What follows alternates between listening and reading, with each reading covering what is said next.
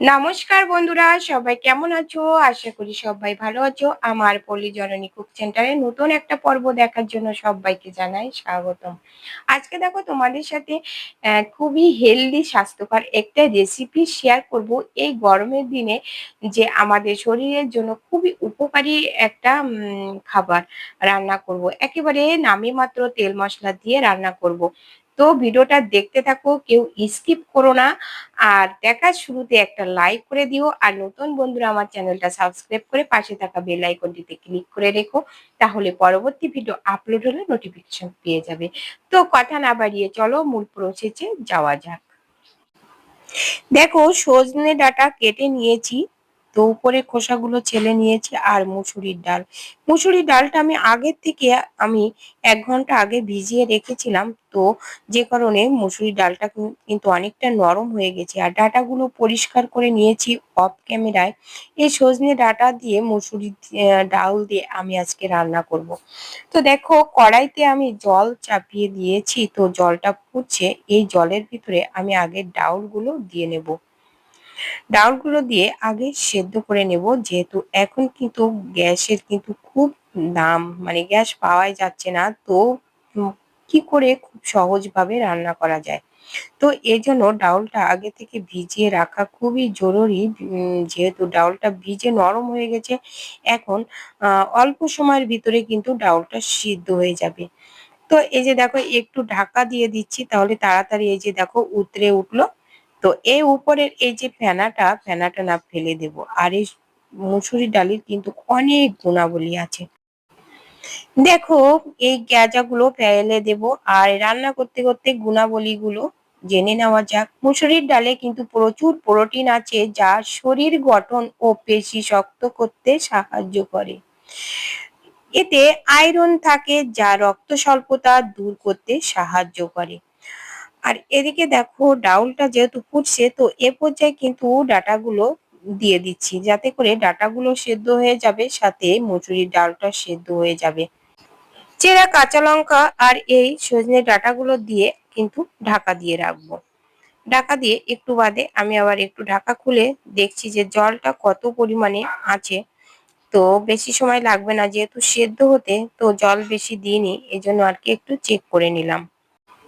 এবার আমি 5 মিনিট ঢাকা দিয়ে রেখে ঢাকাটা খুলে নেব। যেহেতু সজনে ডাঁটাতে কিন্তু বেশি জাল লাগে না। তো তারপরেও একই সাথে দিয়ে দিলাম, কেন একটু ফোটার পরে দিয়ে দিলাম যে সজনে ডাঁটাতে আমি খামাখা জাল দেব না, গ্যাস পোড়াবো না। তো এই যে দেখো, ঢাকা খুলে নিয়েছি, দেখো ডাঁটাগুলো কিন্তু সেদ্ধ হয়ে গেছে। তো একটু কষ্ট করতে হবে, এই ডাঁটাগুলো কিন্তু আমি এইভাবে ফুটে তুলে নেব। তা না হলে ডালটা একটু ঘুটে দিতে হবে, তা না হলে ডালটা আবার একটু আস্তে আস্তে দেখা যাবে। ডাল কিন্তু সুন্দর সেদ্ধ হয়ে গেছে।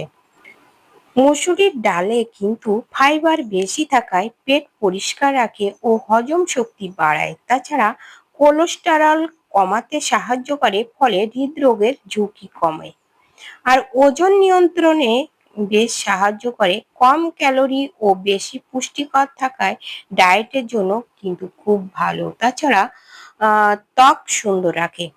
এতে থাকে ভিটামিন ও মিনারেল, ত্বক উজ্জ্বল রাখতে সাহায্য করে।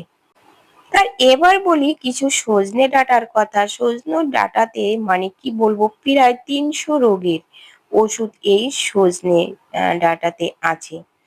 সজনে ডাঁটাতে থাকে সি ও ক্যালসিয়াম থাকে, যা চোখ ও হাড়ের জন্য খুবই ভালো। তাছাড়া রোগ প্রতিরোধ ক্ষমতা বাড়ায়, শক্তিশালী করে ও রোগের বিরুদ্ধে কিন্তু লড়তে সাহায্য করে। যেমন ডায়াবেটিস নিয়ন্ত্রণে সাহায্য করে, হজম ভালো করে, রক্তচাপ নিয়ন্ত্রণ করে, ত্বক ও চুল ভালো রাখে। তাছাড়া ক্যান্সার রোগের মতো মরণ ব্যাধির সাথেও কিন্তু লড়তে সাহায্য করে। মানে মোট কথা বলা যায়, সজনে ডাঁটা খেলে শক্তিশালী হওয়া যায়। ডাঁটাগুলো সব তুলে নিয়েছি। আর এবার দেখো, এই যে চামচের পিঠ দিয়ে আমি এইভাবে একটু ঘুটে দেবো, যেহেতু ডালগুলো কিন্তু সুন্দর সেদ্ধ হয়ে গেছে। এবার আমি দিয়ে দিলাম স্বাদ মতো লবণ, আর দিয়ে দেব পরিমাণ মতো হলুদের গুঁড়ো। তো লবণ আর হলুদের গুঁড়ো দিয়ে একটু নেড়ে চেড়ে আমি পরিমাণ মতো জল দিয়ে দেব। এই যে দেখো এভাবে একটু ঘুটে নেব। তো একটু লবণ কিন্তু একটু বেশি দিতে হবে, যেহেতু সজনে ডাঁটার ভিতরে কিন্তু লবণ দেওয়া হয়নি। তো সেদ্ধ করার সময় লবণ দিলে হতো, কিন্তু ওই সময় আমার খেয়াল ছিল না। ডালটা কিন্তু একটু ঘুটে নিয়ে তো এবার দেখো সেই সজনে ডাঁটাতে একটু জল দিয়ে রেখেছিলাম আমি, সেই জল দিয়ে সজনে ডাঁটা দিয়ে এই যে এর ভিতরে দিয়ে এবার একটু নেড়ে চেড়ে কিন্তু নামিয়ে নিয়ে আমি কড়াইটা পরিষ্কার করে নিয়ে একটু সম্বরা দেব। তো এই যে দেখো নামিয়ে নিয়ে কড়াই পরিষ্কার করে নিয়েছি। এবার দিয়ে দিলাম একটু সরিষার তেল। একেবারে সিম্পল ডাউল রান্না হবে, নামে মাত্র তেল মশলা দিয়ে রান্না হবে, খেতে কিন্তু দুর্দান্ত লাগবে। তো দেখো আমি একটু দিয়ে দিলাম এই যে দুটো শুকনো লঙ্কা একটু ছিঁড়ে দিলাম, দিয়ে একটু শুকনো লঙ্কা দুটো একটু ভেজে নেব। শুকনো লঙ্কা একটু ভাজা ভাজা হলে তো দিয়ে দিলাম গোটা জিরে। জিরে দিয়েও একটু ভাজা ভাজা হলে সুন্দর একটা সেন্ট যখন বের হবে তখন এর ভিতরে দিয়ে দেব একটা কুচানো পেঁয়াজ। তো এই হচ্ছে মশলা, আর কোনো কিছু মশলা কিন্তু দেওয়া লাগবে না। তো তোমরা চাইলে কিন্তু এখানে তেজপাতাও দিতে পারো। তেজপাতা দিলেও কিন্তু সুন্দর একটা ঘ্রাণ বের হয়।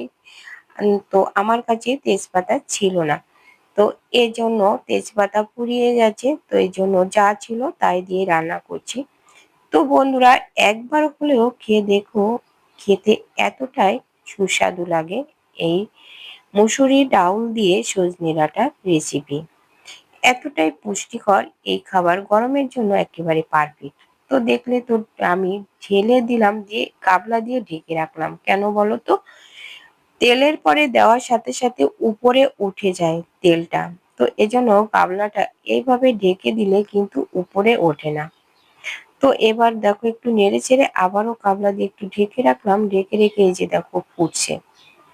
তো এই ফোটা অবস্থায় এখন আর বেশি জাল করা লাগবে না। তো ডাটা তো সিদ্ধ হয়ে গেছে, তো এই পর্যায়ে কিন্তু আমি নামিয়ে নেব।